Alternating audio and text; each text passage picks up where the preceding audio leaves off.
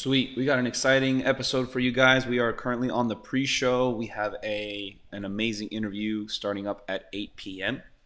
So stick around as we interview a good friend, Dr. Jose Valdes, on some great topics, subjects regarding serious, real things, and how dance can help a very intricate social scenario nowadays, as things are starting to get more complicated.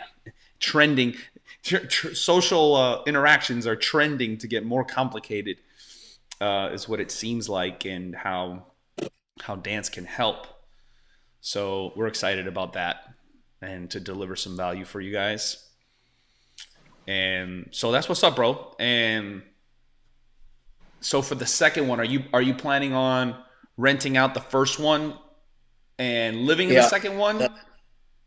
yeah, that's the plan. So anything, I mean, at this point, it's very clear, like what I want in terms of what I'm looking for. So, more square. I mean, this is pretty big. This is 1,800 square feet, but Oh yeah. more square footage. I want a pool or space for a pool. Uh, yeah, I just and I don't mind like a fixer upper, to be honest, as long as I to some degree I would almost rather that because then I could just make it my own because I have a very unique Taste. taste. Yeah. For sure.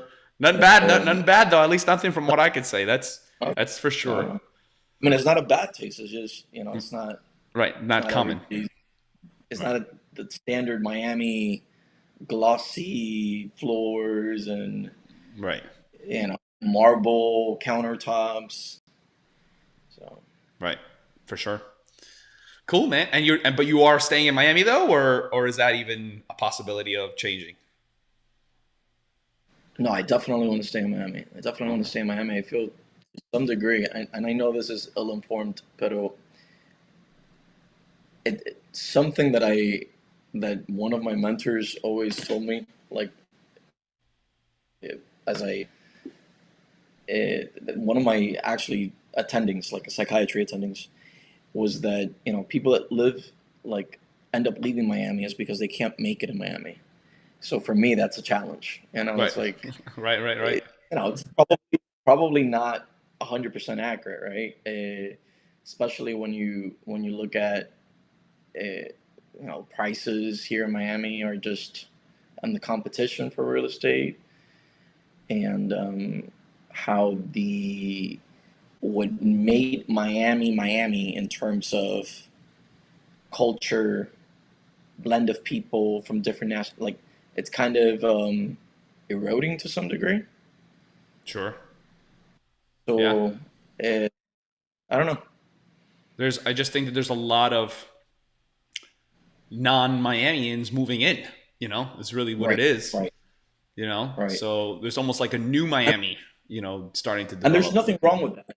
There's nothing wrong with that, as long as I just don't want Miami culture to be, you know, uh, eroded, forgotten, I guess. Right. Well, I mean, if you want to even take it a little bit closer to home, man, the inline salsa, as has become so much more popular. The Right. casino scene, unfortunately, has not represented itself at to the way that it should, in my opinion, here in Miami. And obviously, we're doing everything that we can to make that happen, alongside a couple of other organizations. But yeah, bro, just a lack of seriousness has us getting our butts kicked. To be super honest with you, um, you know, so You know, I- it we're just, doing I think it, I mean, in terms of like line salsa, it's just like, it's very showy, very performancy. it's So attractive. it's attractive, right? So when you look at it as a bystander, it's somebody, an observer, you almost wanna, you're almost more, you gravitate towards that because it's so flashy and it's so, you know, um, dopaminergic, for lack of a better word. Sure. Um, and then when you compare it to casino, where it's a lot more about the connection between the partners, the depth of understanding of the movement and the music, the feeling of the music, and how you're making each other feel. Not just the girl, but the girl also, the female to you as a lead. And, you know, so obviously, that I started with Salsa Diente. That was like my first Right. run-in with salsa, and one of their instructors, Alain Sanchez, I think his name is. Yep. We And, just finished an interview with him like 2, 3 episodes ago, which was great, or 2 or 3 interviews ago. oh, oh, Yeah. look at that. Yeah. Yeah. So For I'm sure. great. So he always said that it's not about the complexity. Like I remember, 15-year-old me, skinny as hell, no muscle. I thought I was I thought I was the coolest shit on the planet. Nobody This could is tell true. me, nobody could tell me that I was not the hottest shit in the world. But I mean, looking back on it, clearly, but Alain always said, and it stuck. It's stuck all these years. It's not about the complexity of the move, right? It's not about doing la guada. I don't know. This is the Right. first move that comes. It's Sure. about, but you do a simple Coca-Cola, and you do it right with the music, with the intention, with the purpose, and you're making your partner, the girl, the female, feel good. That beats any complex move that you're ever. And for the next dance, the girl's probably gonna be wanted to dance with you, not with the one spinning and doing all this, because there's no intention behind it. There's no purpose. There's, Right. there's no connection with the music. Absolutely. And I agree with that. I totally agree with that. 100%. 100%. And also at the same time too, it's like there's a lack of I guess because there's very little, there's very few like I guess you can say like performances, casino performances, and that's really what it is too. Is that the Sure. performances at the higher level, there's nothing really represented from the traditional Cuban sense, which is really unfortunate because that's the base of everything. There's of course preferences, right? And I don't get me wrong, I love me some LA and I love me some mambo, and I really, really do. Um, but to think that there's like a dance evolution of you start in casino and then you go to LA and then you go to mambo, like those are harder. Like that is just not true. Um, so yeah, I think we're doing what we can to raise that awareness and to raise that level, to not lose Miami culture. Going back to Yeah. Yeah. with the original conversation essentially.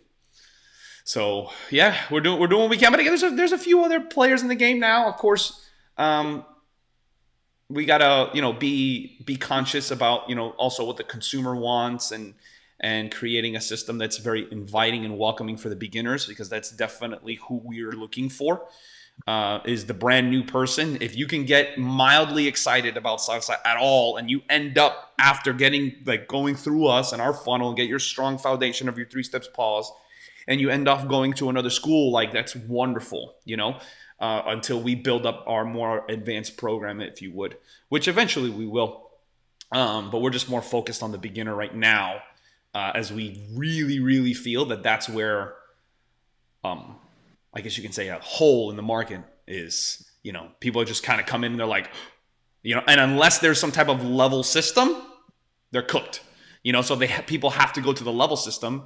But now we have all levels with one instructor now, dude. Like, you want to talk about efficiency, like, to the point where we can develop other locations for very inexpensive, because bro, when you were there, we had 11 teachers. I mean, I remember when I was there. We had 2 hours, right? If I'm not mistaken. 2 hours, We two had instructors basic, each, 6 levels. we had basic steps, beginner the first hour, right? Basic steps, 1, 2, 3s, right? Mm-hmm. Beginners 1, beginners 2, beginners 3, intermediate 1, which I used to teach, And then second hour, intermediate 2, 3, advanced 1, 2, and 3. Yeah. Correct? Yes. Yes. So, I mean, you're looking at, yeah, you're looking at 10, 10 instructors. I mean, well, 5 instructors, because it would be the same instructors for both hours, but right. So then maybe that was even before. Afterwards, we developed the system was level 1, level 2, level 3, level 4, level 5. So we eliminated the words beginner, intermediate, advanced. right. I was getting out when that was happening. Got it. Right. So then at that point, we were doing level 1 had 1 teacher, and then level 2 through 5. So it was 9 teachers. Sorry. Level 1 had 1 teacher, and levels 2 through 5 had a couple. Yeah. So that was 9, and then that was for 2 hours. Which is what a lot of the other schools are doing, which makes sense for Rueda. I mean, I get it. But again, we're appealing to we're appealing to a beginner.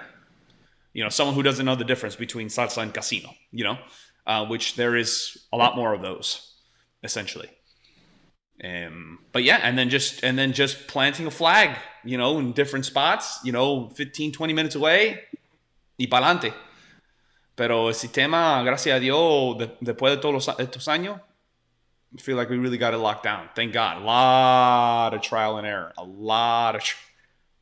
Well, that's how you stay in business, right? Right. Error, but and sure enough, stack them on top of each other. Right. There's still growth. Right. And believe it or not, the pandemic had a lot to do with it. There's a lot of forced discovery, which, hindsight, it definitely was rough, man. That was super, super rough. But, hey, only a few, made it out, as far as for, the businesses is concerned, not just obviously in our industry, in every industry. Definitely intense. And so we're going to start in a little bit. Looks like we got like 80 seconds left on the timer over here. I guess any questions at all before we get it going? I mean, we've been friends for a long time. So for me, we're just having a conversation. That's it. Perfect. That is 100% the idea. ¿Tú me escuchas bien aquí? Is this good? Or is this better? There you go. Yes. All right, perfect. Cool, man. All right, so this text is about to go out. We're good to go. Y ya empezamos. Ve de eso. Let's do it. Let's do it. All right, here we go. Let me hide you really quick. Boop. And for those of you, again, that are watching, by all means, feel free to ask any questions and participate. This is 100% for you guys. We want to go ahead and offer as much value to you. Always and forever. So we'll start up in about 15 more seconds. Arrancamos. Episode 118. Ya tú sabes. All right. 118. 118. All right. It's going to be your best ever. Absolutely. The best one ever. Yeah, absolutely. What's going on, familia? Andres Fernandez back again with another extremely valuable episode for you guys.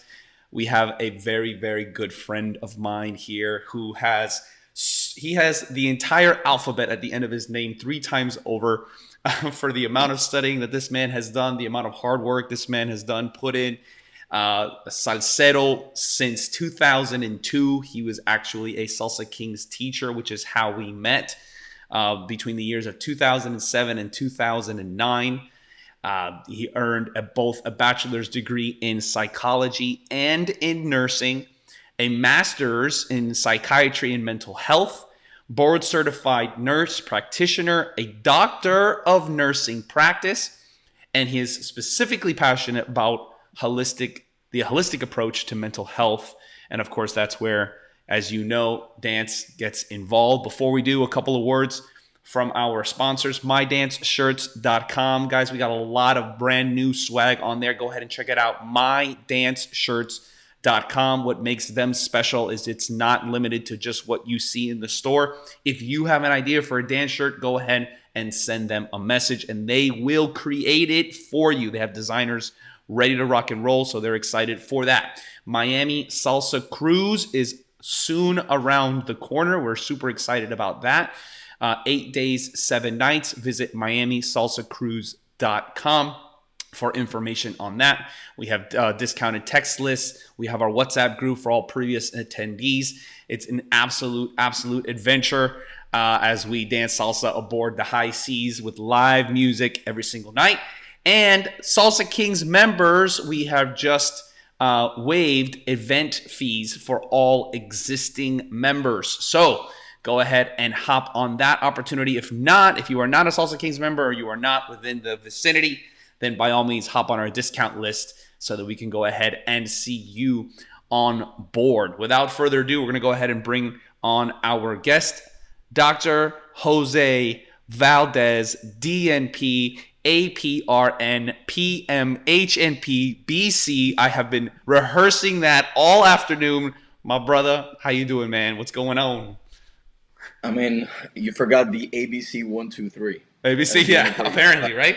No, but you got the 1, 2, 3s though. So maybe I got the ABC I missed, but the 1, 2, 3s you've always had. Right. That's good. That's good. What's going on, bro? Appreciate you you coming on, man. Yeah, man. Thank you for having me. For sure. When does I see that you're still in work attire. Is this a costume for the for the episode, or are you still? Oh no, this is so through telehealth. I got still it. dress. So telehealth, if I'm not mistaken, that's because now you can see patients online. Like that's like a legitimate thing now. That's like super normal. If I'm not mistaken, is that right? Very normal, and for patients that are depressed or maybe have OCD, and it takes them, there's a lot of effort that has to be put into getting in a vehicle, getting dressed, driving over to the appointment, checking in. It makes it a lot easier for them, right? So there's a lot more adherence now in terms of showing up, making the appointments. So it's been so that's a good. Then you would say that's a positive impact then. Yeah, definitely. How many patients do you see like in bed? Experience, so I still dress up. Right. No, of course. How many would you say like are still in bed talking to you? Is that often or not so much? I've had some that are in bed, yes, and I've had some that in their pajamas and right. dressed probably not very appropriate, but again, they're making it out, they're seeking the help, and you see their appearance, right, improve over time, right, with the medications, with therapy. Later on, in the latter visits, they're wearing makeup, they have their hair done, they're dressed nicely, right? They're paying attention to what they're wearing, how they look like, how they present themselves. That's a win. Absolutely. And I think we'll go ahead and actually get specifically involved in these types of conversations now as we get into today's episode. But yeah, I think that's maybe undervalued or not spoken about enough of how much that affects how we feel, right? Which is a big deal. So before we get into that, because I love this topic, I love the mind, I love psychology. And for those of you that are active listeners on the podcast, you guys know that specifically as that's pretty much all we talk about on here. And that's basically the psychology of the dance overall and what's happening in between steps, if you would, regarding relationships and connection. So for those of you that don't know, all of our guests pick their topic that they are passionate about, that they would like to speak about. And Dr. Jose Valdes chose to step out and basically the benefits, if you would, of actual physical connection, which as, of course, a salsa dancer himself, instructor, the whole deal, very, very familiar with the Miami salsa scene and knows firsthand at the benefits of this. So before we talk about that, bro, tell us a little bit about you. I guess fill in the gaps between the little points that I made in the beginning how did you get to dancing? Maybe a little bit about your past, your parents, where were you born? I'll give you the Yeah, floor, yeah, brother. Let us know who you are. yeah, yeah. But before that, I just want to say, if the topic ends up being interesting, I picked it, and if it ends up being super boring, it Andres Fernandez. He picked That's perfect. That is it. a very Jose comment, by the way, guys. So you now know Jose a little bit more. That's perfect. All right. So, I mean, born and raised. Well, I would say born in Cuba. I was balsero, so me and my parents came in a raft when I was 7 years old. Um, my parents, and then I pretty much from second grade on, I did all my schooling here. Um, Went to Southside Elementary, Shenandoah Middle, Coral Park. After that, I got into FIU, did all of my schooling through FIU. Um, did my two bachelors, my master's, my doctorate, everything through, yeah, pretty much everything through FIU. And Nice. that's it. From Props, Cuba, I'm props to FIU. from yeah. From Cuba, I'm from Villa Clara. Villa Clara, it's almost like a state, right? It's a state within Cuba. It's a province, right? Right. Una provincia.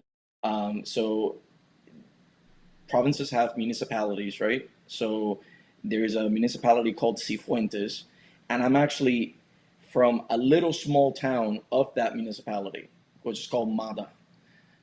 Mata. I'm not making this up. The only thing in Mata is Una mata. a mata, a tree, and maybe a school. Like that's it. Wow. Tierra colorada, like red dirt. Like this is where I come from, right? So very Guajiro. Wow. Um, so yeah, man, that's my beginning. Nice, man. And Nice. Okay, so yeah, then where did the dancing come into play? Were your parents dancing at all? Was that part of your, obviously it's a part of Cuban culture, but was it a part of your culture, your family culture? And if not, how did the dancing get involved, I guess you can say, in your life, if you would? so I would say my parents have rhythm, and they're very musical in the sense where I don't I can't think of a single gathering where I can't think of a single memory really where we're all having fun and being jovial and just having a good time, and music was not part of that event. So it's definitely a theme, but they're not amazing dancers, and by no means, if they get in a rueda, they're gonna mess it up. Like it's just that's good. That's good. Uh, but I think for me, salsa started in high school, and I have to think back because I think so. Me and my best friend, we agreed to dance a quinces, right? A 15s.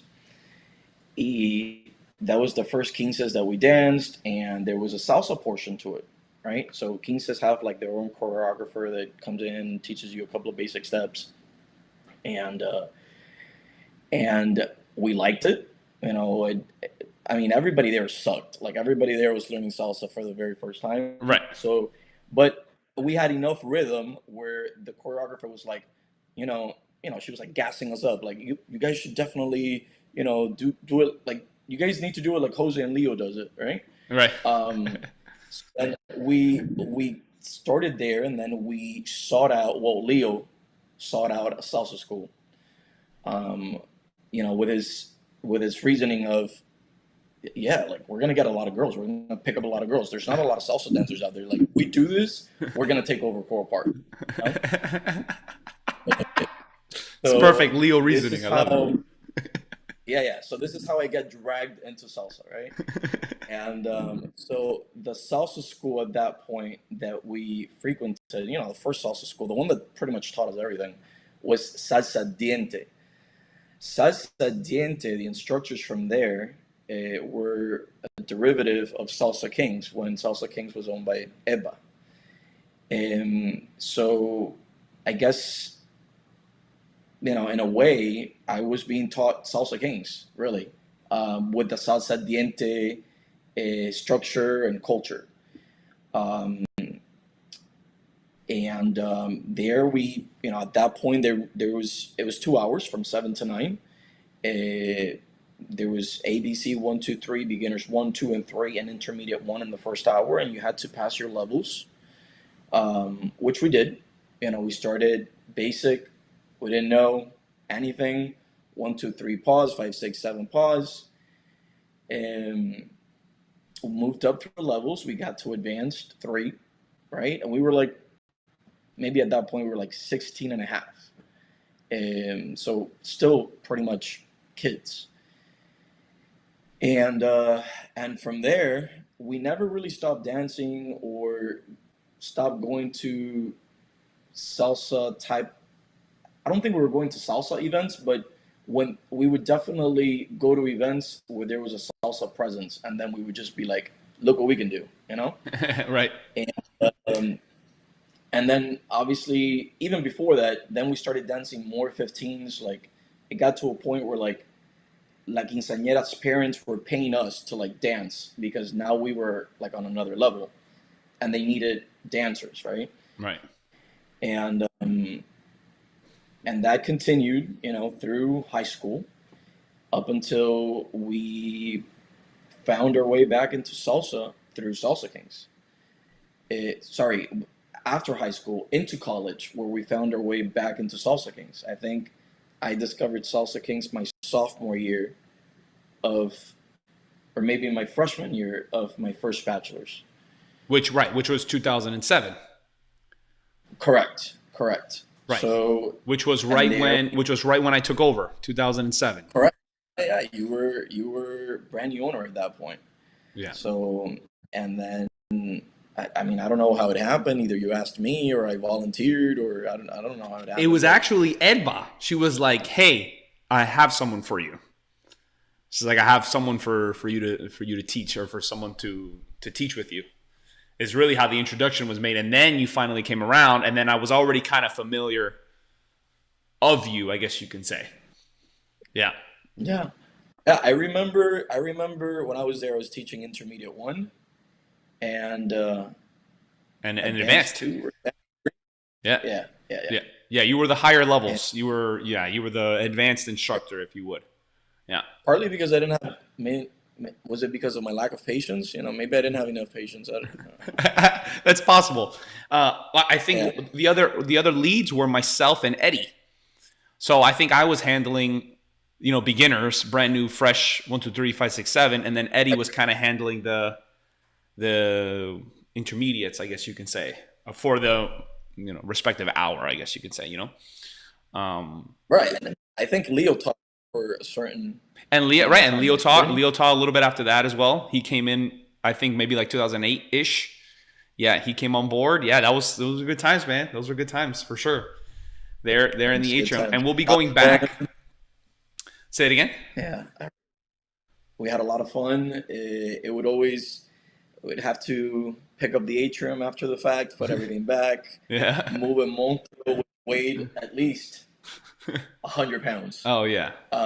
Probably more than that, because those wheels were always flat. Right.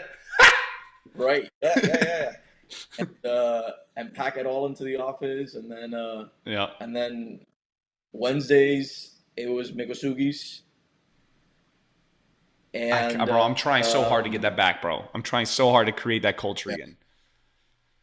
That was very fun, man. I can't complain. I had a lot of fun, and then we would somehow always end up at Denny's. Yeah. Yes, sir. Yes, sir. Always. Absolutely. But yeah, I mean, I met a lot of long life friends through salsa, and met a couple of relationships, like people that I dated through salsa. So right. Normal. That's my salsa link. Yeah, for sure.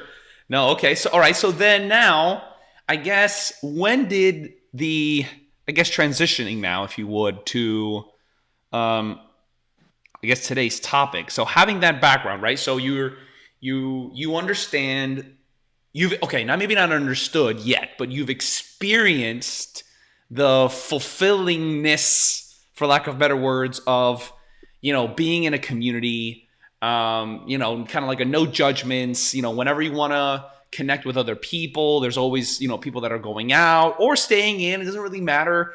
But you have this whole new network of friends, if you would, that at least always have something in common, whether it's a birthday, whether it's a birthday party or a picnic or whatever. There's always just dancing involved, not necessarily formal classes or anything, but the sake of dancing for just dancing, right? So if you experience that and you go into your psychology, you go into your nursing, you see what I can imagine to be disturbing stuff with people that have legitimate issues, challenges in their lives, for obviously reasons that I am 100% unaware of and ignorant to. But tell us a little bit about that, man. Where do you find in your experience where a lot of that comes from? I mean, I know a lot of it has to do with childhood. I know a lot of it has to do with mental programming beforehand. I think we had a conversation a few years back also that a lot of it is 100% just, it's not their fault. Like that is just what, like the situations and the circumstances that's kind of been shaped around them, which is where the medication comes in, just to give a helping hand, which was definitely an eye opener for me, when it comes to that. So I guess how does that get involved, and how can something like a community, help with something like that? I guess community be one thing, and then the actual physical dancing itself, the movement of the body, the expression of the soul. I think those are also things that maybe in addition to what a community can offer.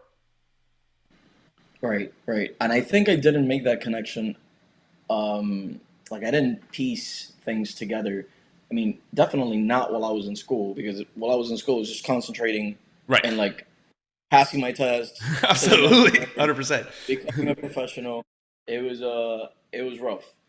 I mean, I say it was rough, but honestly, it could have been rougher, right? So, right. I think I didn't make that connection until I actually started seeing these patients, like just being their provider, right?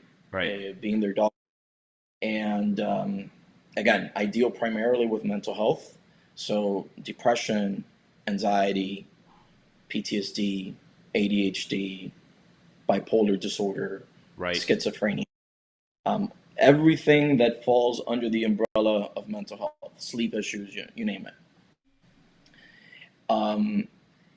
And obviously, they were coming to me, verbalizing feelings of sadness, irritability, frustration, lack of concentration, lack of focus, anhedonia, anergia, which is like low energy, right.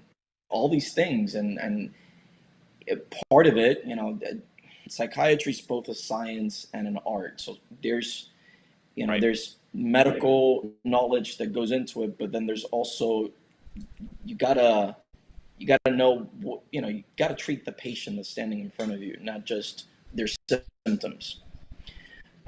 So as I would ask, say that. Like, I'm sorry, that was gold. That was gold right there. I'm sorry, I got to cut you off. I don't know what I said. Treat, of course, because yours is gold just coming out of your mouth. No, you have to treat the patient, not the symptom. Absolutely. You're not treating the symptoms. Treating the symptoms, because they're not. It'd be very cookie cutter type of treatment, right? Everybody would get an antidepressant at the exact same dosage, for the exact same amount of time, and that's not how I treat patients, right? I can't speak for all providers, but my approach is, like you said in the beginning, it's a holistic approach, right? So I try to look at their lives. So when you look at mental health professionals, there's different mental health professionals. There's physicians that are trained through a medical model, and then there's nurse practitioners that are trained through a nursing model. So the nursing model tends to be a little bit more holistic and comprehensive in terms of looking at different aspects of a patient's lives that might be contributing to their physical or mental illness. Okay, I'm sorry. I'm so sorry. For me, yeah, like, I guess this is my straightforwardness. Like, is that is there an argument for the other side that, like, is everyone not on that bandwagon yet? Like, for me, that's like really clear. Like that's Yeah, the better approach, it's is what I'm saying. there's I don't think there's a better approach. I think there definitely, I work with a lot of physician colleagues. Some of my best friends are physicians, right? My best mentors have been physicians. Okay. So it's not, I don't think there's one that's better than the other per se. They're just trained a little bit different, right? Okay. Whereas, but I do know that some medical schools do add courses and curriculum that, kind of adds this, what I'm, these different things that I'm talking about. So it's not just like they're, straight up pathophysiology. This is it. This is black. This is white. Like there's, there's a lot of schools out there, medical schools out there are now incorporating classes on bedside manners, and it's usually taught by a psychologist, or incorporating holistic approaches, usually taught by somebody that's not a physician. So I think medical schools are getting around to it, but it's just two different models, right? And the way that we treat, the way that we look at things, the way that we're trained is just different. You can compare it to casino versus LA. I was The just training thinking that that. I was just yeah, thinking of that metaphor. goes into each discipline or each style is completely different. Not one is better than the other. It's just how you were trained, essentially. Right. Um, so, Now, anyways, would you say, sorry to cut you off, would you say that, I mean, so having a knowledge of both or all three or however many, methods there are, that essentially would be the ideal scenario, I'm assuming, but there's just so much material per methodology, for lack of better words, that I'm assuming makes that very difficult and probably very expensive as well. yeah, I think if you were taught, like, for example, there's physicians that are trained osteopathically, so like with like Eastern type medicine Right. combined into their medical Western type of training. So ideally, yeah, if you can combine all three, but it would mean you're in school for a lot longer. Right. Um, you'd be in school for a lot longer. Um, it'd be a lot more expensive for you. So, yeah, ideally you would want to incorporate everything, right? But it's just usually schools have their specialties on how they want to train students. Right. Not Right. one is better than the other. It's is what it is. Right. Okay. Okay, cool. So yeah, so continuing off of what we were just talking about. So now how, after seeing the patients, how does how does the dance and the physical aspect, I guess following up on the question before, community versus Right. I guess you could say the actual physical dancing itself, expression of the soul, is that worth anything? Does that have any value whatsoever, or is it just like a feel good thing? Or is feeling good for the sake of feeling good that powerful for mental health? Well, why don't you tell me? Okay. I Am I qualified to what say to represent that? I mean, I don't know. like what I think that's there's a lot of common sense there, right? If doing something that feels good to you, what do you think that does to your mood? Oh, obviously, I think it helps if I was to speak. But again, I'm not. I don't have the A through Z at the end of my name. But I have Right. definitely learned that. Well, first of all, the firsthand soul thank yous that I have received from what you can say to be our patients has been unbelievable in the sense of how people have expressed their gratitude in the outlet that it is to be in a no judgment zone place to learn how to express themselves. I think the hustle and the bustle of today is more intense than I think we could have even foreseen in the past, and it's taking a toll on our bodies, on our minds, on our souls. And I think if we don't take the time, which I think now we're starting to, understand, because of just how many people are just reacting at the end of the day, reacting negatively to the lack of spiritual practice, I guess you could say. And spiritual practice doesn't have to be going to church or meditation or everything that's under the umbrella of spiritual practice. Like, singing karaoke by yourself in your living room is a soulful practice, and amongst a million other things. Some of us like to go for a run. Some of us like to work out. Some of us like to, whatever it is for yourself, is fulfilling. And of course, I feel that dance is that. I mean, I still feel like I'm 17 years old because I haven't stopped playing. I'm playing every day. I'm an adventure every single day. Stressful.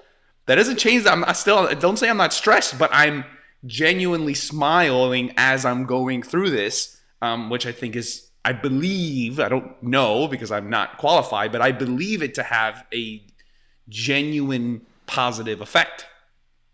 Yeah, and you're absolutely right, and everything that you're kind of alluding to,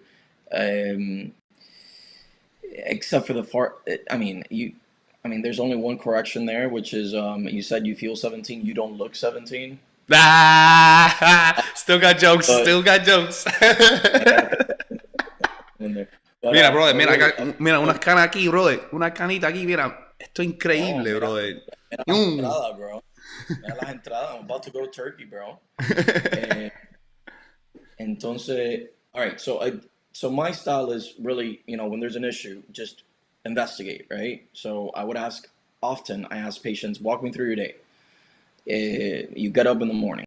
What are you doing? And a lot of times, the one thing, the constant denominator, right? Something that would be present in every single mental health patient that I was treating was excessive social media use.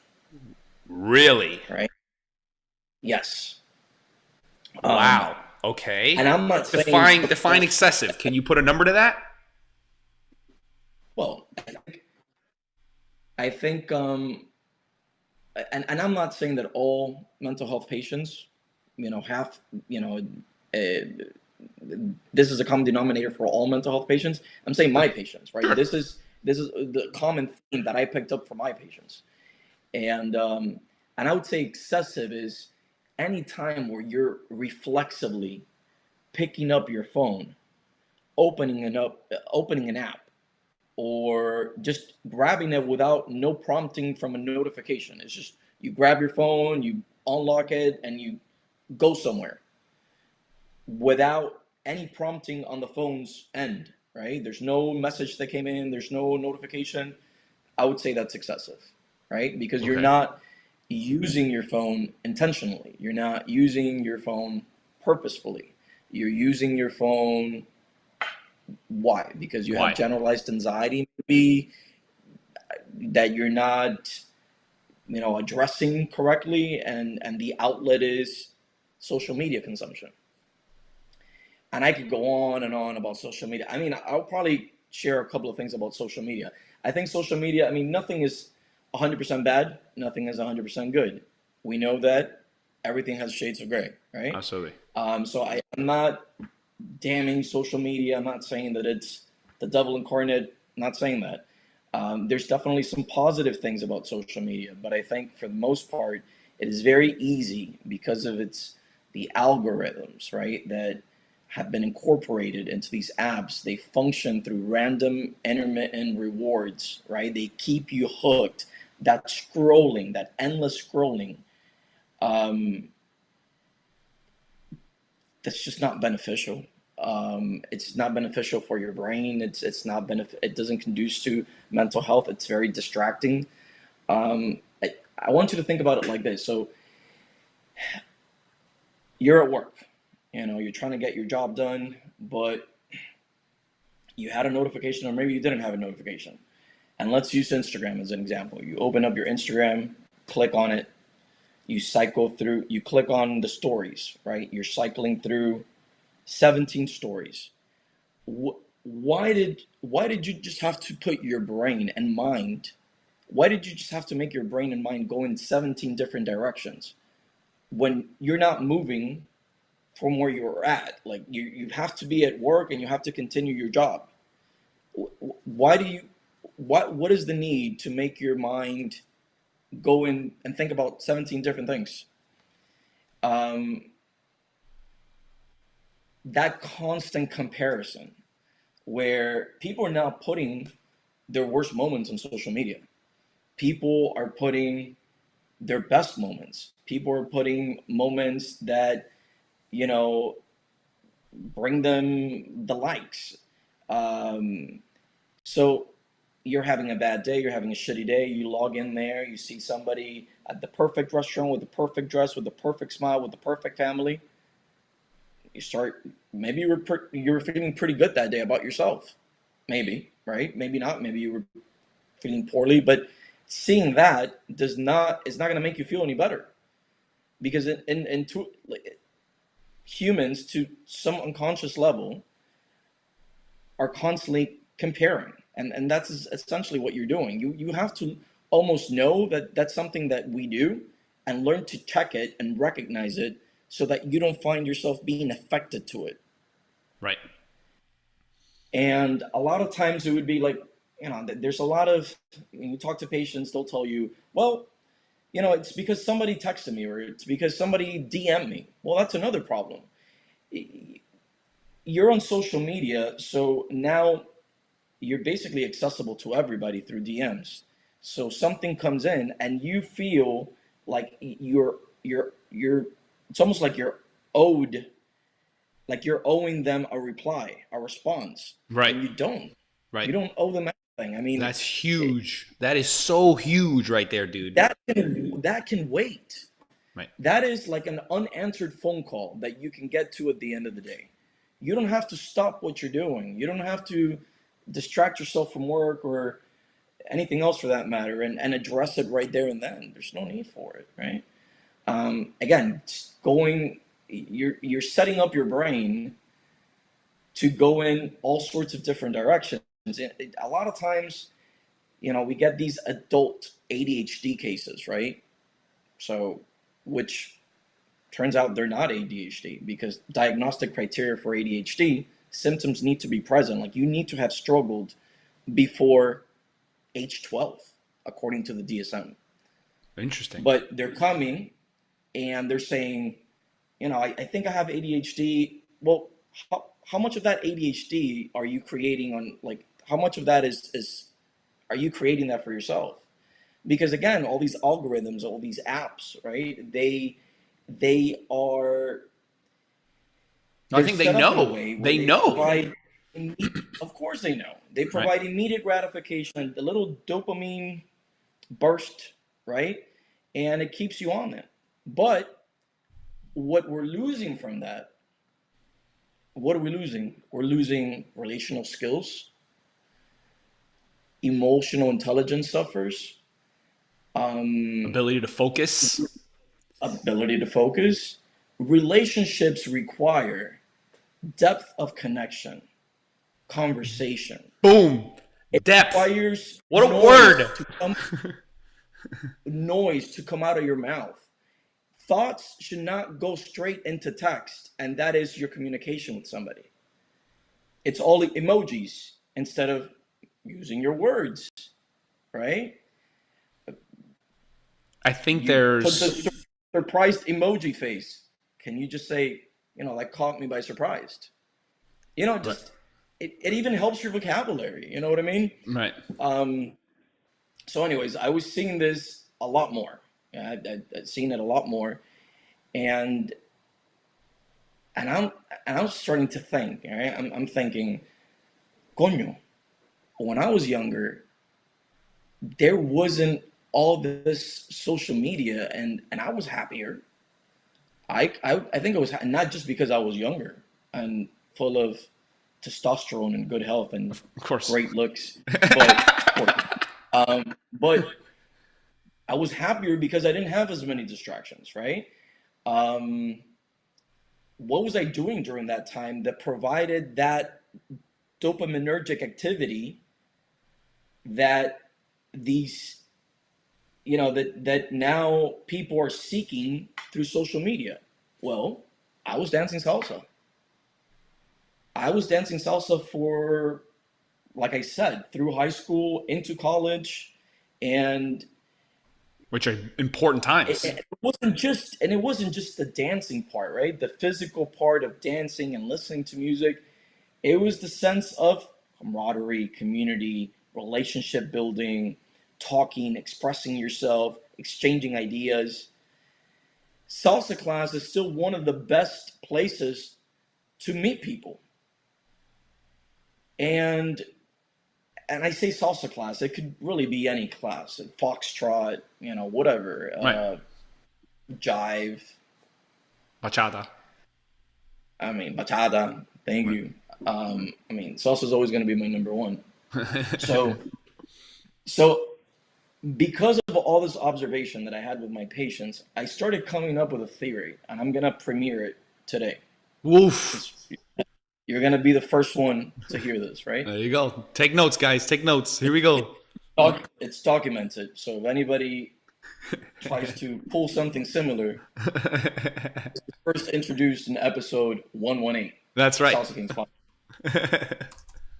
Appreciate it, brother. So I do feel like, so my theory is we have a social tank, like a gasoline tank, but a social tank.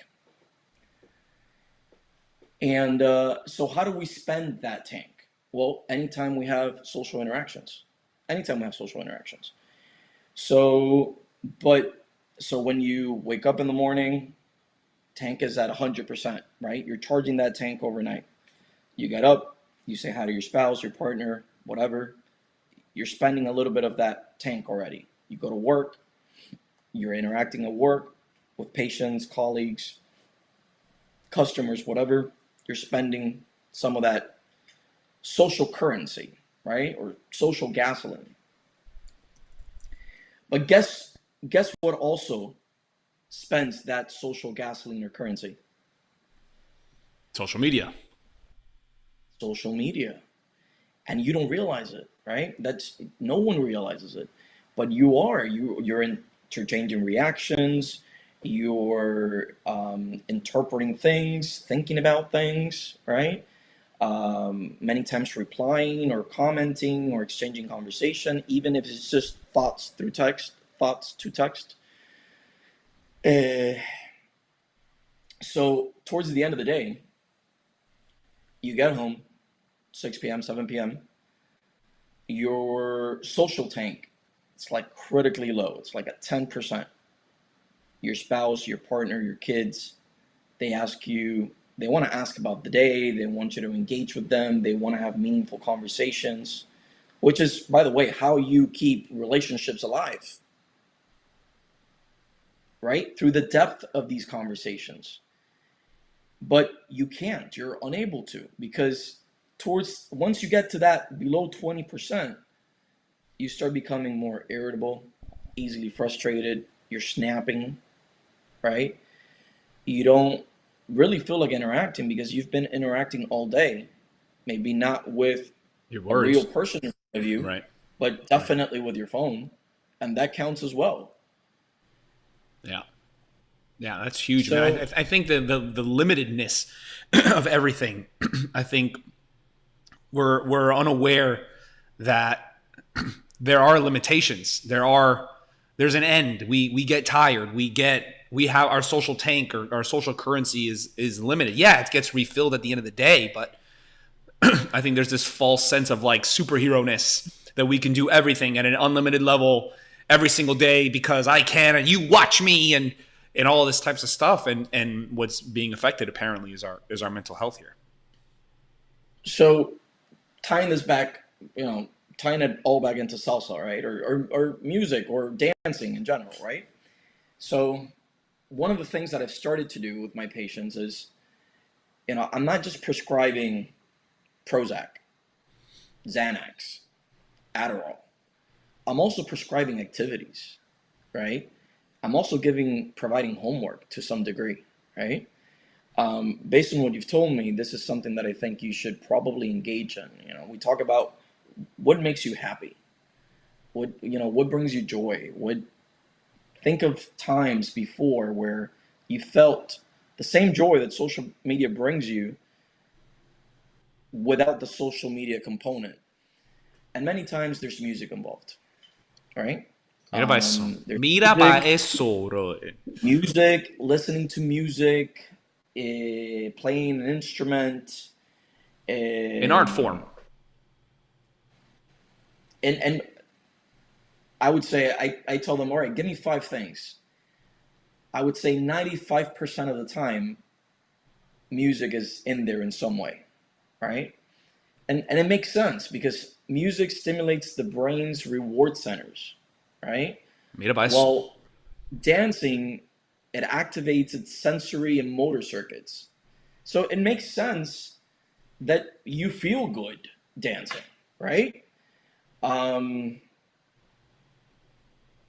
There's actually, and I'm trying to think of the research. There's a study that I think it was back in 2003 that investigated different types of leisure activities with the risk of the development of dementia down the line, right?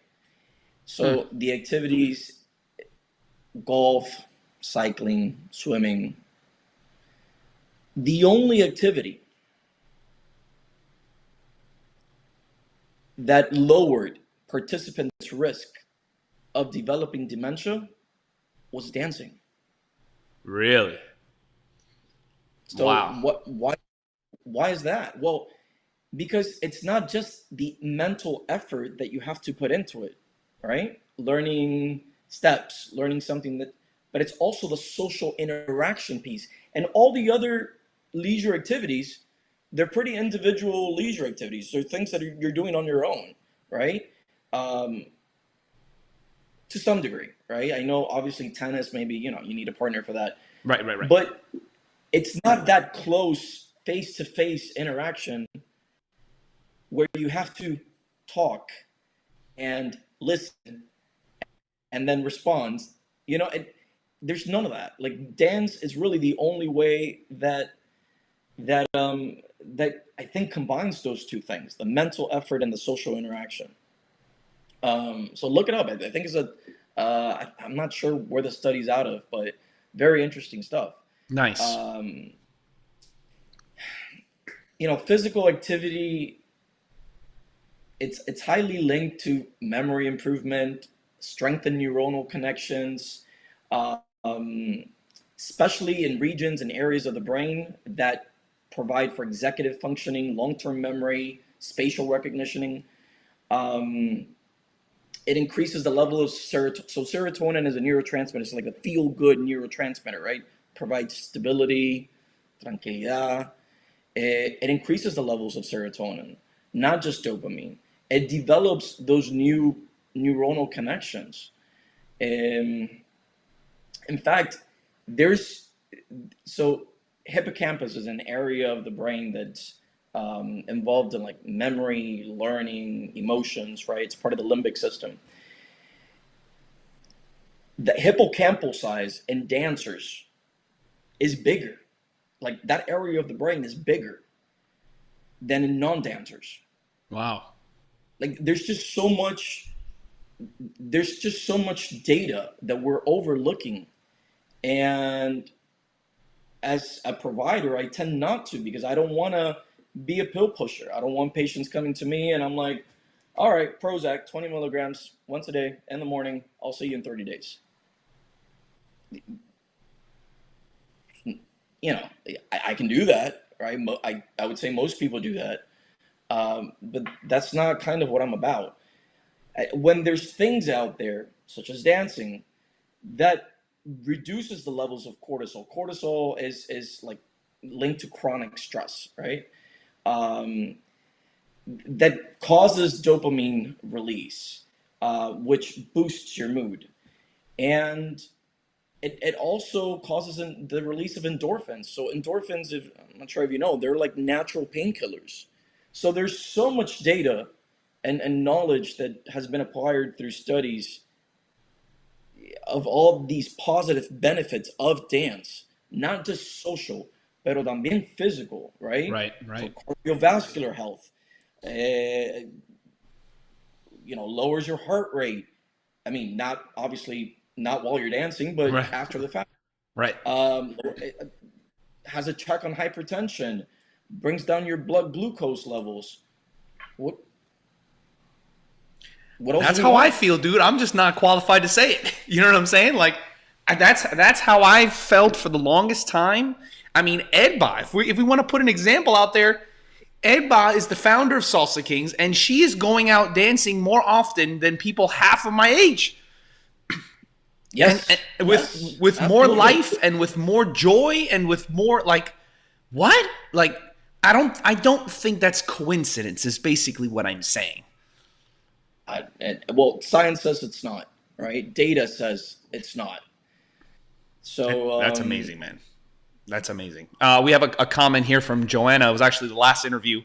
We were talking about woman confidence and how dancing brings confidence to the ladies and for them to develop their identities. And she hopped on and she said, absolutely love this. We need to bring more light to what social media is doing to our mental health. So she thanks you for that. She's all about mental health and how dance can help with that. So definitely, a professional opinion, of course, is a huge deal when trying to promote something like this. Like I almost even feel like there's gonna come a time where, like, especially with the everything with coming out with AI and stuff like that, like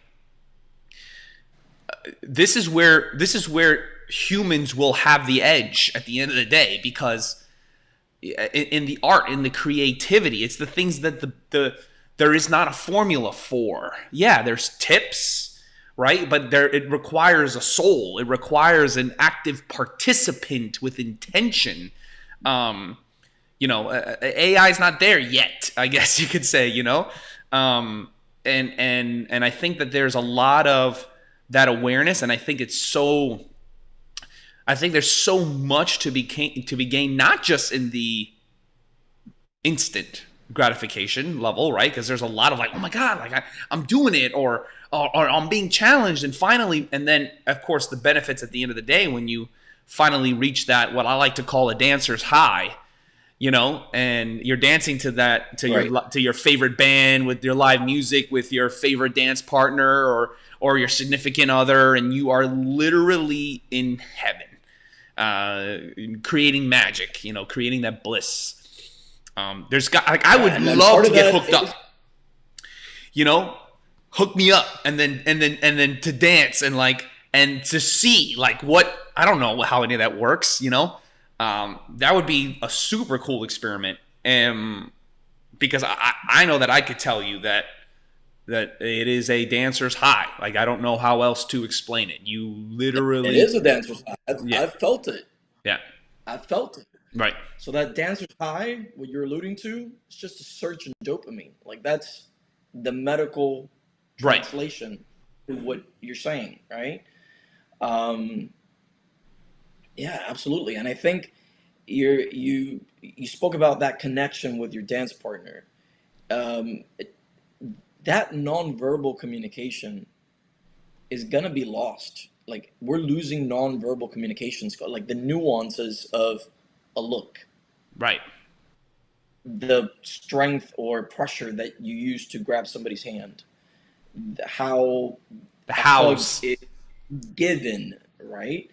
We're losing all of this. We're losing it because we're not, title of your episode, stepping out behind the screen. We're not doing that. So we're not learning these things. We're not practicing them. We're not practicing them. So they're skills that are being lost.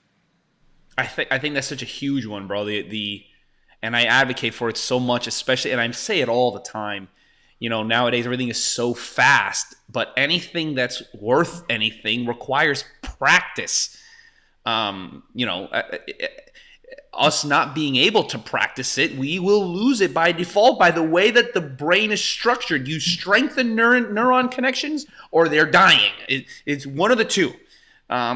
So the more that we repeat something, the more likely we are to repeat that thing, whether it's good or bad. And I think that's huge. And I think everyone's just like, oh, I can stop whenever I want. Oh, yeah? Do you know how to spell habit? Like, it's one of the most powerful forces in the universe is our habits, to the point where we don't even notice the things that we do throughout the day, to the point where we need to come to see a professional to have them just ask us, because we don't take the time to ask ourselves. Practice reflection. What a concept. It's like, well, how was my day today? Oh, I didn't feel good here. Why didn't I feel good here? Oh, well, this. Or this felt really good. Coño, this salsa class, wow, I haven't felt that good and free in a long time. Maybe I should repeat that, the good stuff. And okay, now here's a question for you. Before we keep going, I do not want to minimize mental health to just things that I can prescribe that are outside of psychotropics or pharmacogenetic strategies, right? Because there is in the brains of unhealthy mental health patients, individuals, there is a chemical imbalance, sometimes due to no fault of their own. It's organic. Right. But we're not helping it. Right.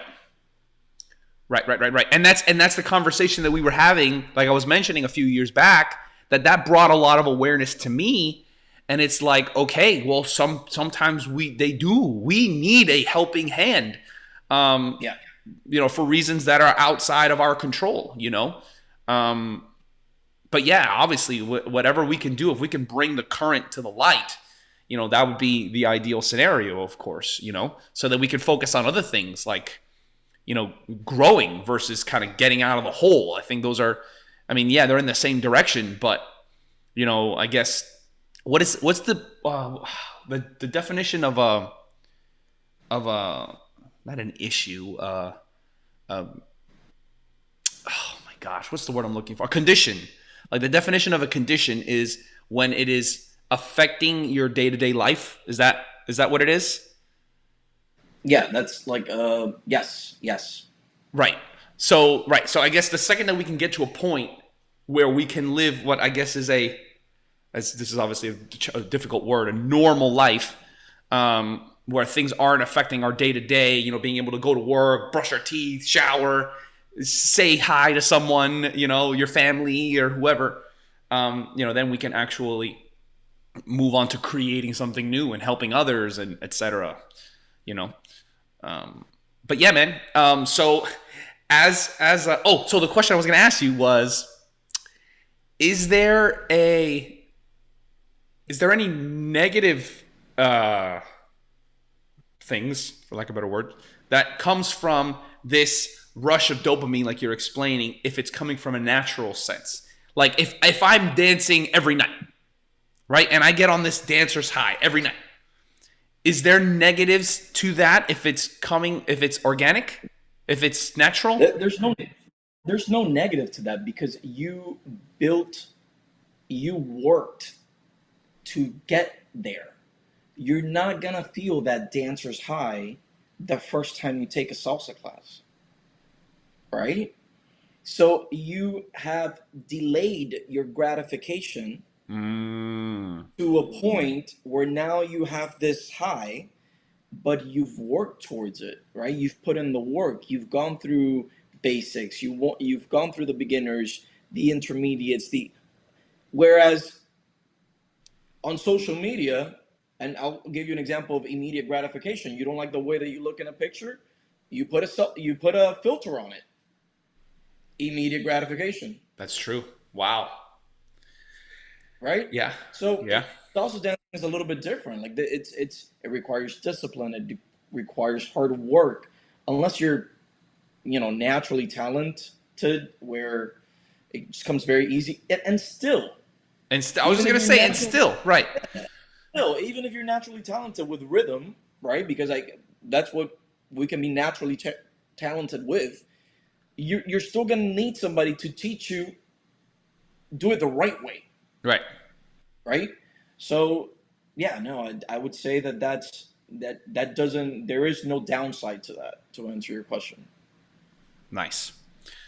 Nice. That's huge, man. That's a big deal. And I think that if we can get this high, for lack of better words, and I say lack of better words because that is like the, everybody wants the high, without any of the lows, If we can get this high naturally, from something that's healthy, I just think there's so much that I feel the world, to be super honest with you, can benefit from by getting in a big rat together, and as corny as that sounds, When you crack that code, you pass it on to me. Because what do you mean? Why a code? Getting it to everybody, you're saying? Yeah, getting everybody to recognize, to have that level of insight, right? And introspection where they look at themselves in the mirror and say, hey, maybe I should try this, right? Maybe I could do this instead. Well, for what it's worth, man, I think it has a lot to do with professional opinion. There is a lack of professional opinion. I think if there are more professionals, the thing is that I don't think it's in the professional's best interest. That's the problem. I don't know if, for example, you have your own practice. Do you make more money by promoting something that's not a pill that you have partnerships with these other companies, etc.? Like, because at least that's what's believed. And if not, then there should be dance organizations that are partnering with doctors and giving them an affiliate commission or whatever the case, because otherwise, unless there's that system that's created where life is promoting life, and that includes finances in the United States of America, that can happen. Because at the end of the day, everyone's got to get their own, right? I got to get fat. I got to put food on my table. So they're gonna do what's paying them. And 100%, Salsa Kings is moving in that direction to be in a place where we can incentivize others to promote something essentially that's good for them, or for humanity, I guess you can say, But yeah, man, I'm not going to lie, brother. I really, really appreciate you coming on, because I think the professional opinion, I think genuinely is the only thing that's missing. I think that everyone that's in the scene can vouch for that feeling and the benefits that, that we've experienced firsthand. I think it's to reach the general public and having it be something more than just fun. It's fun with a purpose, fun with intention. It's like, no. This is not just so that I can pull some chicks. No, this is so that I can, for example, I have a student who's she's a mature woman. She's an older woman, and she is intentionally dancing to delay. What was it? Dementia? Yes, dementia is exactly what it is. She's very aware, and she is actively getting involved in every single choreography that she can get involved in for the purpose of practicing her memory and going through the motions, etc., so on and so forth. And by the way, she's amazing. Like, she's one of my favorite people to dance socially with as well. Good for her, man. That's amazing. Yeah. So I guess ultimately, to spread the news about conversations like what we're having right now, man, to be super honest with you, I think that'll have a lot to do with it. Like, if someone Google searches, ways to delay dementia, or if someone Google searches, what's the quickest way to get out of depression that doesn't include my phone, I guess just more blog articles like that, and praise God we have the ability to be able to make that happen. So with your help, man, we can do that. We can make that happen. Obviously, we got to work the algorithm. We got to push it out to a bunch of people. We got to ask people to share it, because negative news travels faster than positive news. But yeah, man, for real, from the bottom of my heart, thank you. And I know that a lot of people will appreciate this. But as I told you, it's already been an hour and it flew by like crazy. Um, for You those, get me talking about mental health and social media and how and I could go on forever, but I mean I think we got the basics, right, laid out there. So right. the building block at least, yeah. For sure, the general understanding, and hey, and if anything, we'll get more specific. I'll bring you on in another episode, and we can talk more about the specifics. I'm sure this is definitely going to get a lot of traction. We'll definitely go ahead and promote this. But thank you, legit, man. Thank you very much. I definitely think everything happens for a reason, and the fact that that you were working with us and you were teaching with us, you were our advanced instructor, and you helped others kind of reach that, get head in the direction of the dancers high, because it's when you start to.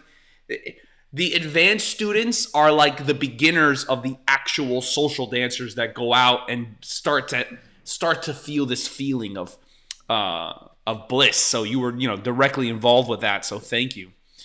And on that note, Andres, do you remember when I mean, obviously you still go out social dancing way more than I do, but in fact, I haven't done it for the last 8 years or so. But do you remember why it would be so hard for salsa companies and salsa schools to stick at these like clubs or like have a permanent presence in these clubs? And I'm thinking about Mojito right now, in the one in Dolphin Mall. But Wow. really, I know where you're heading with any this. any other place. Do you know why that was so difficult? Because we didn't Because drink. dancers were not consuming alcohol. Boom, dude! Because You just the unlocked some shit in my head right now. Wow. because the way that they would have fun was through this social interaction. Now I'm not saying that you're out there social dancing, having a drink or two, but it wasn't happening to the extent where they would just say, you know what, let's throw a different type of party because these dancers, I don't know what they're doing, but they're not drinking. And we weren't doing anything. We were just dancing, feeling the music, feeling the connection, and it was intoxicating, and we wanted more of it. Intoxicating. It's replacing the unhealthy choice of what these bars and what these clubs are selling, which is why, and you're 100% correct, which is why a party never stays on, or can never keep a Saturday night. A salsa party of dancers, of legitimate salseros and bachateros, sadly, those have to be socials, and where there's a cover charge, because nobody's drinking. There's got to be a cover charge, and Right, wow, right. man, you're absolutely right. I didn't make that connection. But you're 100% correct, which is more proof towards the healthy, that people are not drinking because they're already receiving their intoxication, their feel good feeling without third party substances, I guess you could say, for lack of better words, right? Yep. Huge. Yeah. Huge. That we ourselves as a people, we are the drug, by being with one another. What a freaking concept. Oh my God, that's beautiful, bro. That's huge. That's But huge, it's so man. true. It's so true. We were getting kicked out. I don't know if you know this, but at some point, Mojitos in Dolphin Mall said, "We don't want any more casino dancers. Like, we don't want any more ruedas here." Right. We were taking up dance space, Yep. and For the we weren't drinkers. consuming their $25 mojitos. It, and I'm Wow. saying, I'm not saying that wasn't the right business decision on their end, but Oh, no, it absolutely was. It absolutely was. no shame on mojitos. I love mojitos. I love Mojito's my favorite Saturday night spot. Yeah, man. So, but I mean, there's the reason. Wow, man, that's a big deal, bro. That's a big unlock for me, man. Wow. Because I've always known salseros, we can't hold a spot. You know, and I've known it's because we can't drink or we don't drink. Well, why is it that we don't drink? It's because we're getting fulfilled already. We're getting fulfilled already. Just the empty space, just the music, just the dance floor is enough. That's wild. That's right. That's wild. Which is good news, I guess you could say. That's good news. Yeah. But certainly a reason. Definitely. Wow, man. Cool, brother. Again, huge nuggets here. Thank you so much for coming on board, brother. I definitely think we'll get into another episode, and we'll do that obviously if you would like to. We have a lot of audio listeners, so this will be released in 2 weeks in the audio version on the podcast. For those of you that are listening, hop on. If you'd like to get notifications on our future interviews, visit news.salsakingslive.com. I actually just popped it up on the screen just now as well for those of you that are watching the YouTube. news.salsakingslive.com. And that's how you'll be receiving a text notification every time we do go live, which is normally every other Monday at 8 p.m. Jose, my brother from another mother. Again, thank you so much. Lots of insight here on some of the benefits for dancing salsa, short term, long term, connection, body, mind, soul, the whole deal, from somebody who has more letters in his name than than the entire alphabet. But I think that has a lot to do with it, man. I know I say that as a joke, bro, but I have no data. I don't have the data. You know what I'm saying? Someone like you have the data, and you've directly experienced it yourself. I think that's a unique combination, which is a big deal. So yeah, thank you again, brother. No, and thank you for giving me the platform to speak directly to salseros, right? And again, I have to, as a mental health professional, anybody out there that's struggling with mental health issues, I really, as this sounds very cliche, but you're not alone. And there's a mental health hotline that is newly available. It's 988. So this replaces it doesn't replace 911, but it's specifically for mental health emergencies. Wow, I did not know that. I'm going to put that up on the screen right now. Hold up. You can 988? 988. You can text, you can call. A lot of times these are trained mental health professional counselors that are there to walk you through a perilous time, and if it, and it's a great resource, right? I did not know that. Additionally, That's a big deal. if you guys, if anybody out there is seeking mental health services, I definitely provide them, and you can visit my website, which is mentallypsychiatry.com. I'll write that down as well. And from there you can get in touch with me directly. Mentally with 2 L's? Yeah, so it's actually Ment Ally. So mentally. Okay, mentallypsychiatry.com. Right. So it's like a play on words, really, because again, alluding to my practice style, I'm holistic. So I don't just want to be your mentally solution, right? I want to be your ally in this mental health journey that we're about to take. And part of that is talking to you as a friend. As somebody, maybe not a friend, but just somebody that you can relate to. Absolutely. You don't have to call me Dr. Valdes. You can just call me Jose. That's what's up. That's what's up, bro. That's huge, man. I didn't know about that hotline, man. That's a big deal. That's really big. I do not think that people know that. That needs to be promoted, man. I've never heard of that before. Is that relatively new? I'm assuming not. I would say this was, I want to say maybe towards the end of last year, or maybe it's been a year now. Okay, so it is new. Yeah, so before the National Suicide Hotline, which still exists, in terms of their large, it was like a 1-800, large. Now it's just been, reduced to just 988. Nice. That's huge. That's big. That's big. You're reducing friction for somebody who who needs help. That's a big deal, you know? Yep. Wow. Wow.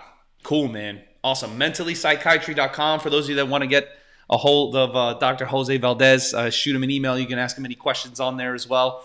Fellow salsero and friend. You can go ahead and email him and say, yo, when are you going out dancing, dog? We miss you. You can go ahead and send that from us for sure. All right, brother. Thank you so much again. We'll go ahead and sign out. Feel free to go ahead, guys. For those of you that are listening, go ahead and reach out to me, Andres at salsakings.com, with any questions or any requests for future episodes as well. And with that said, we'll go ahead and close out. Thank you again, brother. Appreciate you. Take care. Bye-bye.